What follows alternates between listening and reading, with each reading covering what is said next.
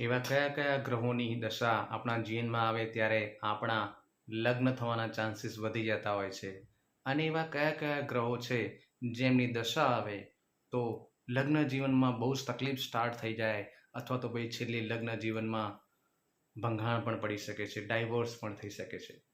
જી હા દોસ્તો, આજના વિડીયોમાં હું તમને એ જ સમજાવવા જઈ રહ્યો છું કે જ્યારે વ્યક્તિની ઉંમર થાય ત્યારે અમુક પ્રકારના ગ્રહોની દશા આવે તો એના લગ્ન થઈ શકે છે અને અમુક પ્રકારના ગ્રહોની દશા જ્યારે વ્યક્તિના જીવનમાં આવે તો લગ્ન જીવનમાં કડવાહટ શરૂઆત થઈ જાય અને લગ્ન જીવન જો વધારે પડતું એવું ગ્રહોની ખરાબ દશા થઈ જાય તો ભંગાણમાં પણ પરિણમે છે. તો એવા કયા કયા છે ગ્રહોની દશા? પહેલું છે 3 નંબર ગુરુ, બીજો છે 2 નંબર ચંદ્ર, ત્રીજો છે 6 નંબર એટલે કે શુક્ર, પછી આવે છે 8 નંબર પણ આવી શકે છે, પછી 5 નંબર પણ આવી શકે છે, 1 નંબર પણ આવી શકે છે. અમુક કેસમાં આ બધું જે હું કહું છું ને સિક્વન્સ વાઇઝ છે. અમુક કેસમાં 9 નંબરમાં પણ થઈ શકે છે, અમુક કેસમાં 4 નંબરમાં પણ થઈ શકે છે. ખ્યાલ આવ્યો? તો આ પ્રમાણે જ્યારે વ્યક્તિના જીવનમાં આ ગ્રહોની દશા આવે, જેને આપણે અંકશાસ્ત્રમાં મહાદશા, અંતરદશા, પ્રત્યંતર દશા કહીએ છીએ. જ્યારે આ મહાદશા, અંતરદશા એ જ્યારે પોઝિટિવ હોય, તમને આ વસ્તુ ખબર નહીં પડે પણ જસ્ટ સમજી લો કે મહાદશા અને અંતરદશા જ્યારે પોઝિટિવ હોય ત્યારે લગ્ન થવાના ચાન્સીસ બહુ વધી જતા હોય છે. બીજી વાત કે આ પોઝિટિવ હોવા જોઈએ.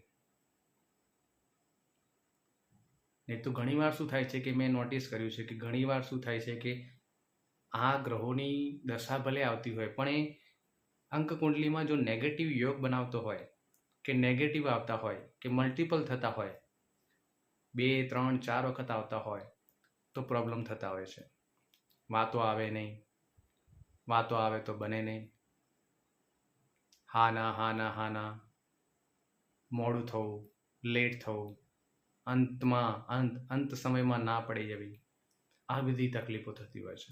એટલે આ બધા જે મેં ગ્રહો કીધા, નંબર કીધા, એ બધા પોઝિટિવ હોવા જોઈએ. બરાબર છે? નેગેટિવ હશે, મલ્ટિપલ હશે કે નેગેટિવ યોગ બનાવતા હશે તો પછી ચાન્સીસ ઓછા રહેશે. એમાં પણ જો મહાદશા, અંતરદશા એ બંને જો ફ્રેન્ડલી હશે, એટલે કે એકબીજા સાથે સામંજસ્યવાળા નંબર હશે તો વાંધો નહીં આવે. નહીં તો પાછું જો એ પણ જો વિરુદ્ધ નંબર હોય અથવા તો પછી એને દુશ્મનાવટવાળા નંબર કહીએ, એન્ટી નંબર જેને કહીએ છીએ અમે, એ હોય તો પણ પાછું પ્રોબ્લેમ થાય છે. બરાબર છે? તો આ ગ્રહોની જ્યારે તમારામાં દશા આવે ત્યારે લગ્ન થવાના ચાન્સીસ બહુ સારા હોય છે. મારા ખુદના જો લગ્ન કહું તો 3 નંબરમાં થયા હતા. જી હા, મારા ખુદના લગ્ન 3 નંબરની જ્યારે મહાદશા આવી ત્યારે થયા હતા. તો હવે જોઈએ કે કયા એવા ગ્રહોની દશા છે, કયા એવા અંકકુંડલીમાં પરિસ્થિતિ બને કે જેથી ડાયવોર્સ થવાના, છૂટાછેડા થવાના કે લગ્ન જીવનમાં ભંગાણ થવાના કે લગ્ન જીવનમાં પતિ પત્ની વચ્ચે ફેમિલીમાં બહુ જ પ્રોબ્લેમ થવાના શરૂઆત થઈ જાય છે. એ છે જે મેં નંબર કીધા એમાંથી જ આવશે. પણ એમાં જો તમને કહું તો કદાચ 4 નંબર જે છે એ 3 વખત આવે, 4 વખત આવે તો પ્રોબ્લેમ વધી જાય છે. 9 નંબર છે એ પણ જો વધારે વખત આવે તો પછી તકલીફ થવા લાગે છે. 2 નંબર પણ જ્યારે વધારે પડતો 2 વખત, 3 વખત, 4 વખત આવું જ્યારે મલ્ટિપલ થવા લાગે મહાદશા, અંતરદશા, પ્રત્યંતર દશાથી, ત્યારે પ્રોબ્લેમ શરૂઆત થઈ જાય છે. 6 નંબર એ પણ જ્યારે મલ્ટિપલ થાય, વધારે નંબરથી આવવા લાગે, ત્યારે એ ગ્રહોની અસરમાં પણ પ્રોબ્લેમ શરૂઆત થઈ જાય છે. ઇવન 3 નંબર, ભલે ફેમિલીનો નંબર છે, તેમ છતાં બીજો 3 નંબર પણ 3 વખત આવે, 4 વખત આવે, તો પણ એ પ્રોબ્લેમ કરતો હોય છે. 8 નંબર છે, એ પણ જ્યારે મલ્ટિપલ થઈ જાય, 3 વખત, 4 વખત, કે કદાચ અંકુંડલીમાં ના હોય અને 8 નંબર આવી ગયો, 8 નંબર એટલે શનિ, તો પ્રોબ્લેમની શરૂઆત. 5 નંબર જ્યારે મલ્ટિપલ થઈ જશે, ત્યારે વ્યક્તિ પૈસાની પાછળ પાગલ બની જશે અને સંબંધોને મહત્વ ઓછું આપશે. 6 નંબરની મેં કીધું પ્રમાણે 6 નંબરમાં વ્યક્તિની બોલી બહુ જ ખરાબ થઈ જાય છે, એટલે એમાં ઝઘડા થાય છે. 2 નંબર, વ્યક્તિ બહુ જ ઇમોશનલી ડિસ્ટર્બન્સ, રોવા ધોવાનું બહુ થઈ જાય છે, ઇમોશનલી બહુ ડિસ્ટર્બ રહેવા લાગે છે, ત્યારે પ્રોબ્લેમ થાય છે. 9 નંબર, ગુસ્સો, ફ્રસ્ટ્રેશન વધી જાય છે, હાઈ એનર્જી થઈ જાય છે એ સમયે. 7 નંબર, 7 નંબર એ પણ જો મલ્ટિપલ થાય, કારણ કે મેં ઘણા બધામાં જોયા છે, 7 નંબર જ્યારે મલ્ટિપલ થાય છે ત્યારે તો બંનેના અલગ થવાના ચાન્સીસ ઘણા વધી જતા હોય છે. 7 નંબર, 1 નંબર પણ જ્યારે વધી જશે ત્યારે વ્યક્તિ ઇગોઇસ્ટિક બની જશે, અહમ આવી જશે, એટલે એ પણ સારું નથી. એટલે આ બધા જ્યારે સિંગલ હશે, પોઝિટિવ યોગા બનાવતા હશે તો બહુ વાંધો નહીં આવે, ખાસ વાંધો નહીં આવે. પણ જો મલ્ટિપલ થતા હશે, મેં કીધું ને કે 3 નંબર 3 વખત થઈ જાય, 6 નંબર છે 3 વખત 4 વખત થઈ જાય, 2 નંબર છે 3 વખત 4 વખત થઈ જાય, 4 નંબર છે 3 વખત 4 વખત થઈ જાય, 7 નંબર છે 2 વખત 3 વખત 4 વખત થઈ જાય, 9 નંબર 2 3 4 વખત થઈ જાય, 8 નંબર 3 વખત થઈ જાય, કંઈ ના હોય ને 8 નંબર આવી ગયો, તમારી અંકુંડલીમાં ના હોય પણ મહાદશા કે અંતરદશાથી આવી ગયા તો પણ તકલીફ. આવા કેસમાં જો સપોર્ટિવ નંબર ના હોય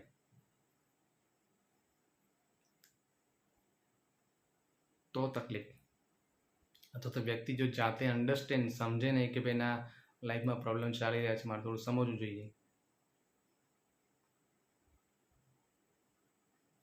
તો પણ તકલીફ.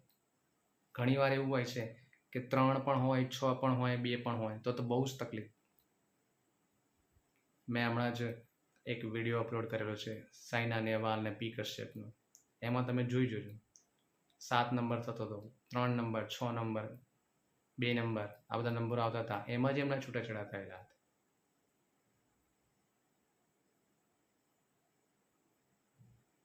ખ્યાલ આવે છે?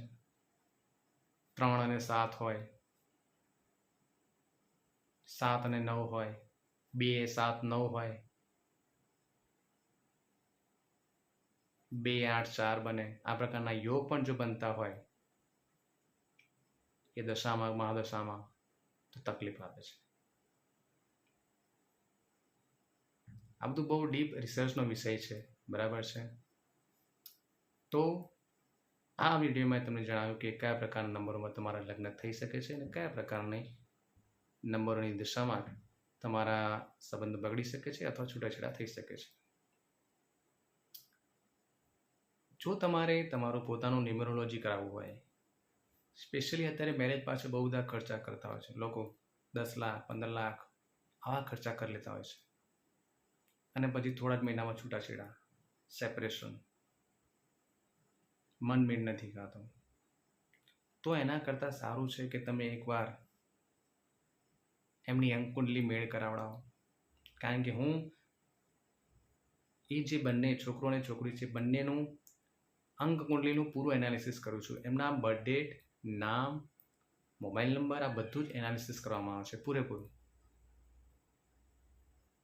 અને એવું નથી કે 5-10 મિનિટમાં તમને રિપોર્ટ કરી, આખું એક દિવસ સમજો કે મારે જાય છે આખું એનાલિસિસ કરવામાં. એ બંનેના વિચારો, એનું વ્યક્તિત્વ, પૈસા, ઇમોશન્સ, ફેમિલી, આ બધું જ એનાલિસિસ કરવામાં આપવામાં આવે છે. એટલે જો તમારે પણ લગ્નની ઉંમર થઈ ગઈ હોય, અમુક વાતો આવતી હોય, તમને લાગે છે આ શૂટ થઈ રહી છે, તમે મારી પાસે એનાલિસિસ કરાવી શકો છો. એક માતા પિતા તરીકે પણ તમારે આ કરાવવું જોઈએ.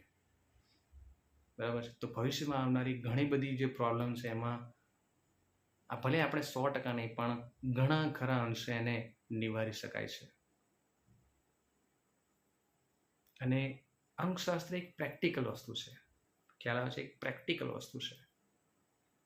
એમાં જ્યોતિષની જેમ બધું નથી કે ભાઈ આટલા ગુણ મળે છે, આમ છે તેમ છે. ના, એક પ્રેક્ટિકલ વસ્તુ તમને સમજાવે છે. પ્રેક્ટિકલ વેમાં તમને આખું બધું સમજાવવામાં આવે છે કે આ વ્યક્તિનો સ્વભાવ આવો રહેશે, આનું આવું રહેશે, આ મેન્ટલી ઇમોશનલી આવું રહેશે, આમના પૈસાનું કેરિયરનું આવું રહેશે, આમના જીવનમાં ઉતાર ચઢાવ કેવા રહેશે. કારણ કે એ પ્રકારના યોગ બનતા એટલે અમને તરત ખ્યાલ આવી જાય.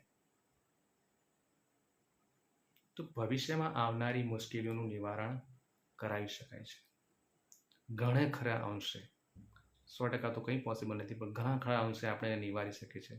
તો મોટા મોટા ખર્ચાઓ જે કરે છે એમાંથી કદાચ થોડો ખર્ચો આના માટે કરાવો તો તમારું સારું ભવિષ્ય બની શકે એમ છે.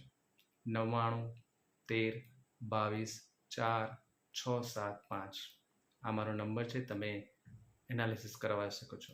સાથે સાથે તમારું કમ્પ્લીટ એનાલિસિસ કરવામાં આ સિવાયનું પણ મેં તમને કીધું કમ્પ્લીટ એનાલિસિસ થશે. એમાં હેલ્થ આવશે, તમારી બીમારી આવશે, જોબ, બિઝનેસ, કેરિયર, લગ્ન ક્યારે થશે, બાળક ક્યારે થશે, બરાબર છે, રિલેશનશિપ કેવા રહેશે, તમારું બિઝનેસનું આટલું complete business logo, business name, staff કેવો રાખો, બરાબર છે, બિઝનેસનું વાસ્તુ જે છે એ પણ હું તમને કરીને આપું છું. તો એના સંબંધિત તમારે જો કરાવવું હોય તો મારો કોન્ટેક્ટ કરી શકો છો. ઉપર આઈ બટનમાં લાસ્ટમાં ઘણા બધા વિડીયો લિંક મળશે, એને પણ તમે જરૂરથી જોશો. Okay, thank you so much.